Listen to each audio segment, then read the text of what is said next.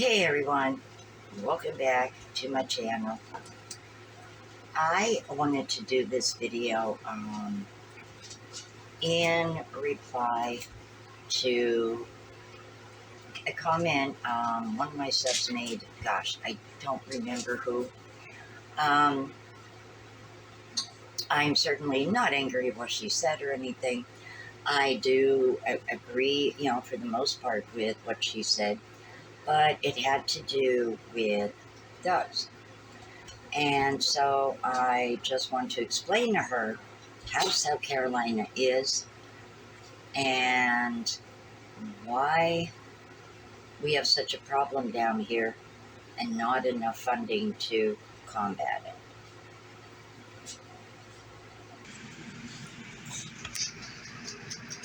So let me start by saying that when I came down from Pennsylvania, I was not prepared for the insanity that is South Carolina when it comes to dogs, especially dogs, and cats, but it's way more worse with dogs. I seen animals running on the sides of roads.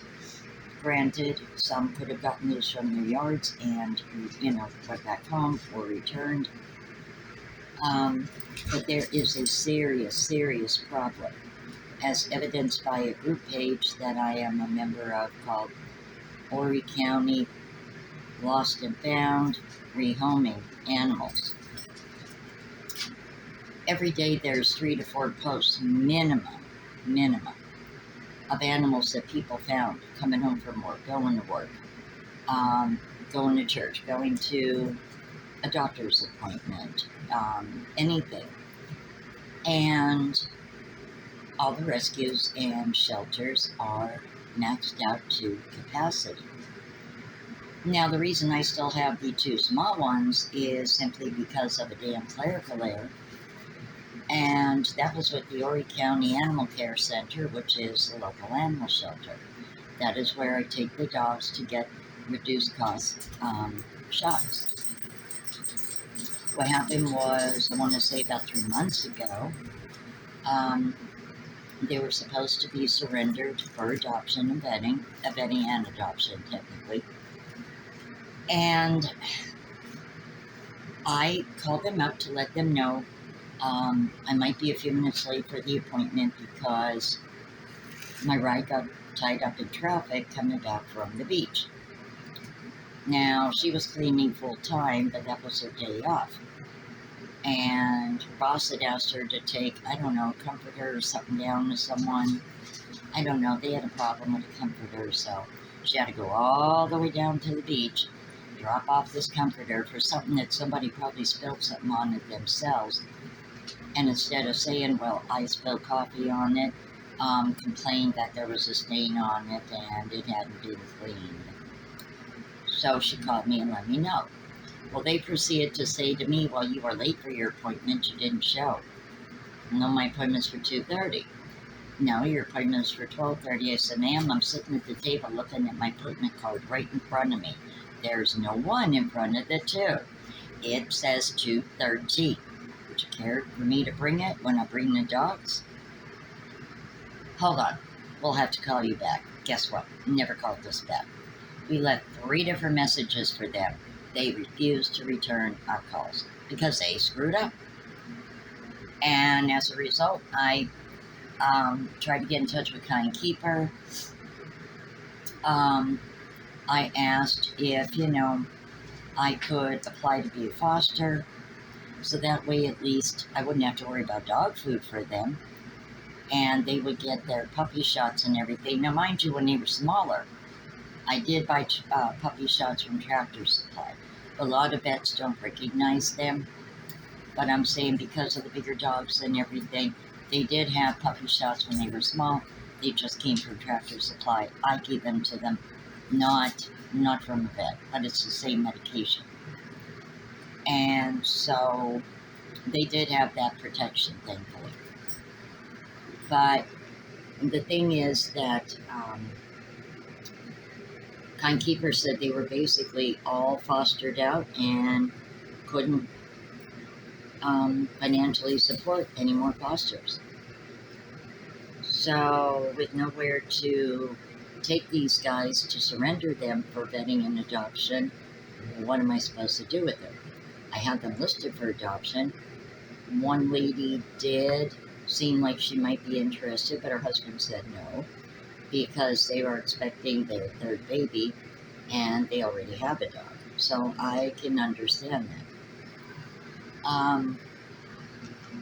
It's just really hard down here right now because of the amount of animals that are neglected, left to run, and there's such big laws down here. It's disgusting. It really, truly is disgusting. Um, we already called about 4 times about someone on the property that abandoned their dogs. Well, the dogs are still here. They didn't take them. I had a police officer actually had the balls to tell me, well, if you feed it, it's your dog now. No. You show me where in the South Carolina laws that is a law. You show that to me in the damn laws of South Carolina where that's a law. I'll shut up. But until then, I think it's just a bullshit way for them to try and pass the responsibility on to someone else because they know there's nowhere they can take them. Animal control can't come and get them. There is nowhere with room to take these dogs. Now, if those male dogs down at the house were able to go somewhere, because they are technically abandoned, then my girl sister could go back and stay at the house. She will not live at the house while those male dogs are there. One of them attacked her when she was in heat, and so she's had a bad experience at that house, and she will not go anywhere near the house or, those dogs now that she's paid. And I can't say I blame her. So, it is what it is. I don't mind her being here. She's my girl sister. Like, there are 2 peas in the pot. Now, Ronnie picked the male that was actually getting ready to be, posted for adoption, Speckles. But when Ronnie was working, Ronnie did pay for his shots and everything, so that wasn't an issue. Now, him and his sister Sugar were supposed to get spayed and neutered. Everything was paid for. I went through an organization, and nobody at the house could wake up early in time to take me. And I was so mad. They were going to cut me a little bit of a break, and if I could have brought them in by 9 o'clock, they were still going to fix them. But nobody would wake up at the house, and I screamed at both of them. I screamed at my landlord, and I screamed at my friend, and I said, well, thanks a lot. Thanks a lot, I said, because now if Sugar goes into heat before I can get her spayed, I said I have to deal with him and his whining all day for 3 weeks. I said, so thanks a lot, Dee. I was mad at her. I really, truly was mad. She knew for days that they had to be there for 7 o'clock in the morning. So I don't even know what I'm supposed to do about that. I guess pay out of pocket that I don't have. And so it's really a hell of a messy situation here in South Carolina. Now, granted, I'm not saying that in Hazleton, Pennsylvania, animals were never abandoned or left to run. They were, but it was few. Another thing that is upsetting to me, like up in North Carolina, there's a lot of kill shelters. And if an animal doesn't get adopted in, say, maybe a week, they're killing it to make room for another one. That turns my stomach. It makes me sick to my stomach. But again, it is because of so many animals just being turned loose. Now, there are several factors for that. I think people are doing it in more increasing numbers because there's nowhere to take them or nowhere they can take them. There's a lot of landlords who won't allow pets or want to charge exorbitant fees. And so that's a big problem. Another is that there's limited health with spay neuter. There is, to the best of my knowledge, community spay that I went through for Sugar and Bluebell and Ebony. And that was going to take care of Sugar and Speckles, but like I said, I didn't have a reliable one. There's also VAC, which is an animal. Sugar, what the hell are you doing? What are you licking? What are you eating? VAC, which is a something, voice of animals, something, and they do reduce spay neuter clinics too. The problem is there is a big demand for it down here, and a big need. But there's not enough of the service. And some vets charge as much as, some vets will charge as much as,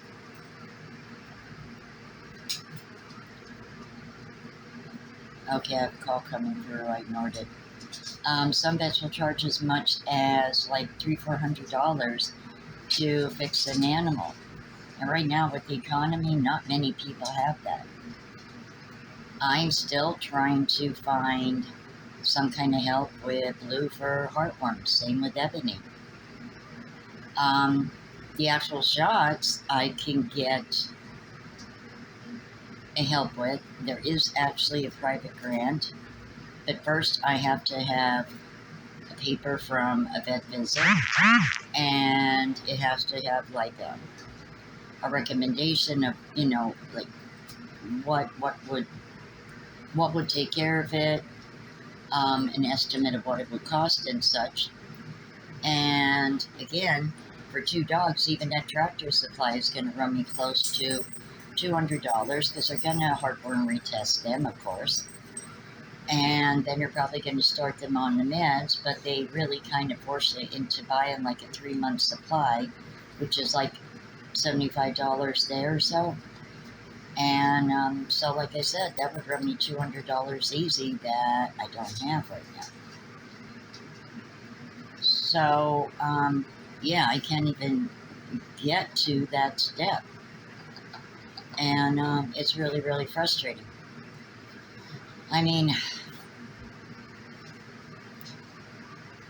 it is what it is, and at the end of the day, I can't help it that I'm not a cruel person. I'm not going to let an animal starve. I'm not going to let an animal out in the cold. And I'm not going to let an animal,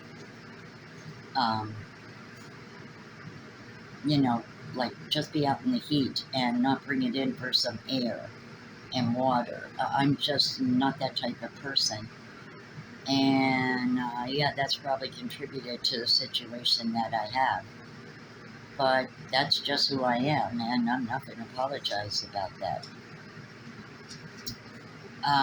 Bailey, the youngest puppy's mother, she was abandoned as well.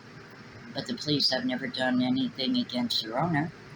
There's a shepherd that we have to try and figure out where he could go, maybe a rescue. Their other dog, those puppies' dad, like there's too many dogs around here. And I admit, 1 month I spent $140 on dog food. I had bought 3 big bags of food along with 3 bags of small dog food, just so they all stay fed. I can't afford to do that anymore. Not unless I get some kind of income from YouTube. And I mean, I keep my ears to the, you know, Facebook and stuff to hear if any place is, you know, have an adoption event or something, so I could get right in touch with them about, you know, surrendering for vetting and adoption, them too.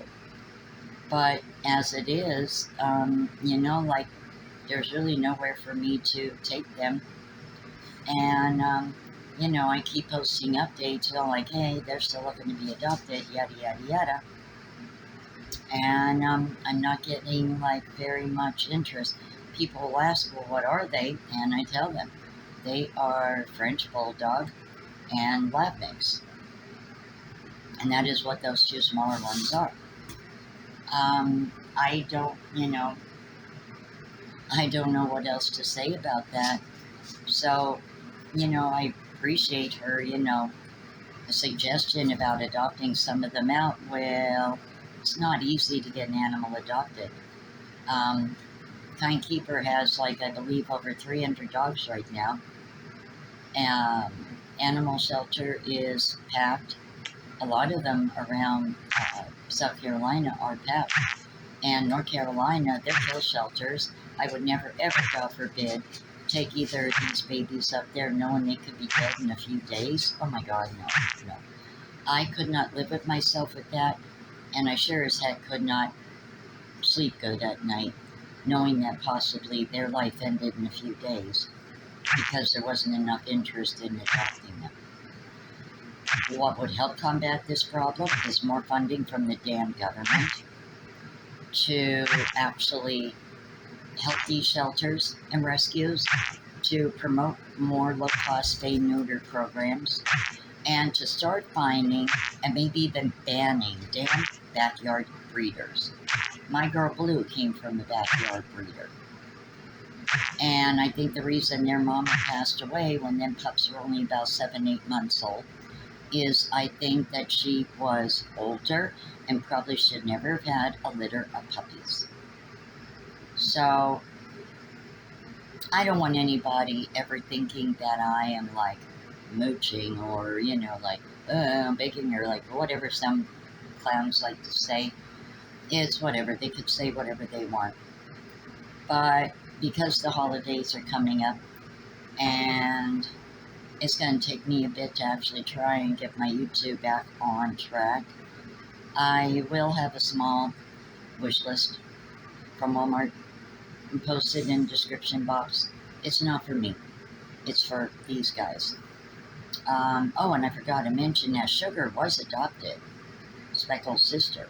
She was returned to me because somebody was apparently incompetent and did not know that in order to train a puppy with puppy pads, you only put them in one spot. You don't put them all over your apartment and then take the pads away and wonder why your dog is peeing all over the apartment. And that's supposed to be from somebody who worked at a dog boarding facility, and that it was a dog boarding facility. It was also like a dog daycare. They did photography and all different kind of things with dogs and that. So that really concerned me that you're an employee there. And you mean to tell me nobody could tell you the proper way to use puppy pads? Because dear God, I didn't even need to ask somebody first time I got a dog. I figured it out for myself. Well, I'm going to put in one spot, and my Akita's going to use it in that spot, and then I'm going to gradually start moving him closer to the back door, which she did, and then eventually she went down the steps and went in the yard. Common sense, I didn't even need to ask anybody, but apparently this lady thought that, oh, well, I'm just going to put him all over the apartment. And then 2 weeks later, take him away, and because she started taking her outside, well, she wasn't ready to start going outside yet, so she peed everywhere she knew there had been puppy pads. But the dog was the problem. So called me up and asked me if I could take her. And at first I said no, but then I had a god-awful thought, well, what if she winds up just being dumped? I mean, I really don't know if these people would do something like that. And then I thought, well, what if she winds up at the shelter down the beach and she's there a while? So I just told her to bring her back, return her to me. So-called owners, screwed her up. Guess what? I got her house broken in roughly 2 months. Just consistently taking her out several times a day, no puppy pads. I started weaning her off of them and taking her outside more, and she has done really, really well, and she's good. She's full grown now. She's a good girl. She's a good dog. So, if anybody is so inclined with the holidays coming up, like I said, there will be a small wish list. It's not for me.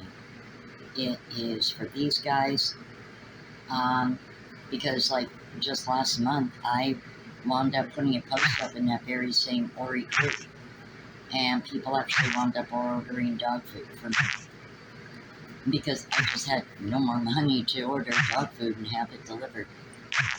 So I do, thank you and understand, and I know in a different situation that is what I would be doing, but the way South Carolina is right now, it's not an option. I wish it was. Believe me, I would love some of them to have new homes and have their own home and everything. But it's just not a good time right now down here. We have the same situation with that cat Misty I take care of. I had reached out to two different cat rescues up in North Carolina, and I was unaware that they were going to have flooding. Both of them got flooded really, really bad, that their animals had to be evacuated. And then when Hurricane Helene rolled through, they got more flooding. And odds are good they may not be open for till spring of next year. So I'm taking care of this cat too. That basically was probably born to a stray mother up the road. Sorry about that. That was probably born to a stray mother up the road. And basically just hung around. I made the mistake of feeding her. But she actually reminded me so much of Feisty when she was little. I, kind of like, I guess, zeroed in on her because of that. And I'm going to end this video with, I'm going to show you each of my dogs. And the ones that really were supposed to be adopted. And so you'll get to understand and you'll be able to place a body with a name. So this little girl right here with the pink collar is my little girl Blue. She is the one that tested strongly heartworm positive.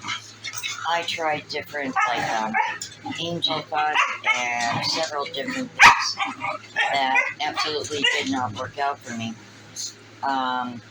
If my credit wasn't so damn bad right now, I would just go get a loan so she could go get her treatment. I don't know. I'm still trying to figure something out with that poor little thing.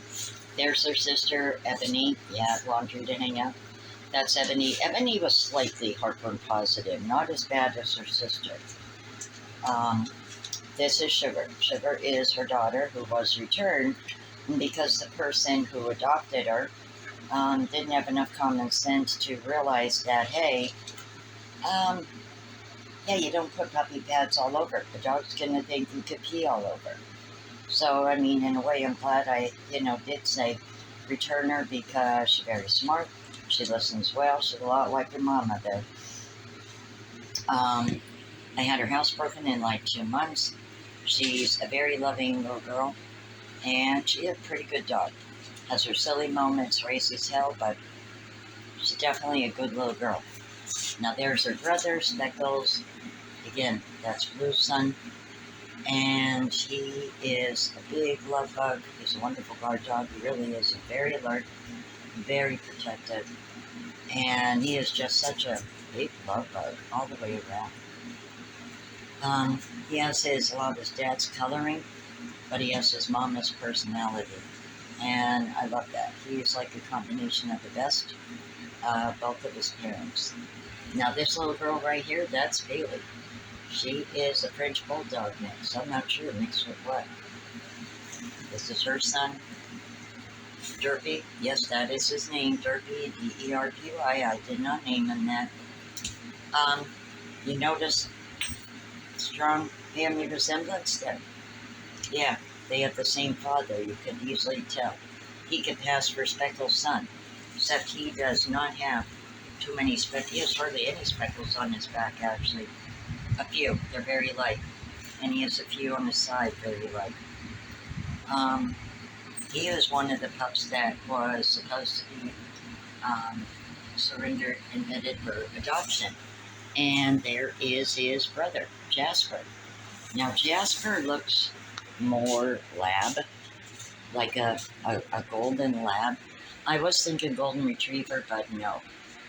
He has colorings from his mama in her background, but he definitely has like a lab look to him too, and I was thinking of like a yellow lab. And the funny thing is, his grandpa was a black lab mix. So different things come out in genetics. His dad looked like a lab, but he had some kind of like a herding dog tail. And Jasper's is more like a fan, but I honestly think he just got some genes from dad. So they were the two that were supposed to go and save a little bit of money on dry food. I started buying like big volumes of, well, big for me, volumes of chicken, but I am limited by space. Room I have in the deep freezer, and also what I can comfortably get with my food stamps. Because come January, I'm not going to have those extra stamps. They're going to get taken off of me because of the cost of living adjustment. So I got like maybe, I want to say close to 30 pounds of chicken.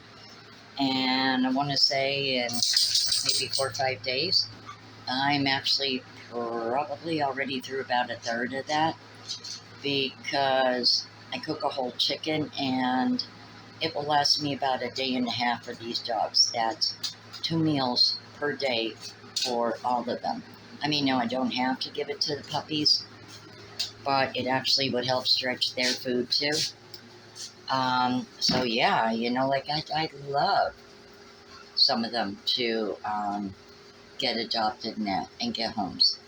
But I don't know sometimes what the hell I'm supposed to do.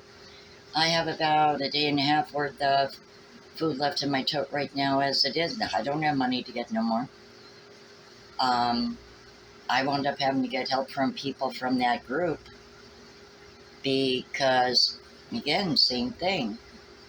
I had to pay a deposit to get my my internet, my Wi-Fi, and I just didn't have that money to play with. They took $100 deposit for that. So, believe me, it isn't easy. And like I said, I'm not asking anyone to do anything like that. But with the holidays coming up, if anyone was so inclined, there is a small Walmart wish list. It's not for me, so I don't want to hear any naysayer out there say anything stupid. They can go scratch for all I care right now. I'm kind of stuck, truthfully. It's one thing if you have some place that has the resources to take an animal, but when they don't, there's really not much you could do. The animal shelter and police have actually told people if they see an animal, if you're not going to take it and take it home, leave it where it is. Yeah, they actually tell people that. If you're not going to take care of an animal or whatever, then please return it to where you found it. Yeah, because it's just so overwhelming here. There's just not enough help. I mean, I did consider posting them for adoption in PA, but I'm in South Carolina. I can't provide transportation. I don't expect anybody to drive all the way down to South Carolina for a dog. So I don't know. I hope something positive changes soon. But for like right now, yeah, that's a situation unfortunately I can't rectify right now because there's just nowhere to take them to get vetted and adopted. If I had all kind of money of my own, I could get them vetted, but it would still be up to me to keep them until they were adopted. So, yeah, unfortunately, that's a situation. There's quite a few of us down here dealing with that. I know a lady who is taking care of 10 dogs. 6 are hers. They're just rescues from roads. The other 4 are a Mexican family. There was coyotes that attacked their dogs, and they helped them get funding so the dogs could get surgeries. And she's helping them, like with dog food and things. So I can't get any assistance from her. That poor woman is tapped out, and she's on a fixed income too. That is the gist and the truth. The really god-awful dog situation down here in South Carolina. If you like this video, you know what to do.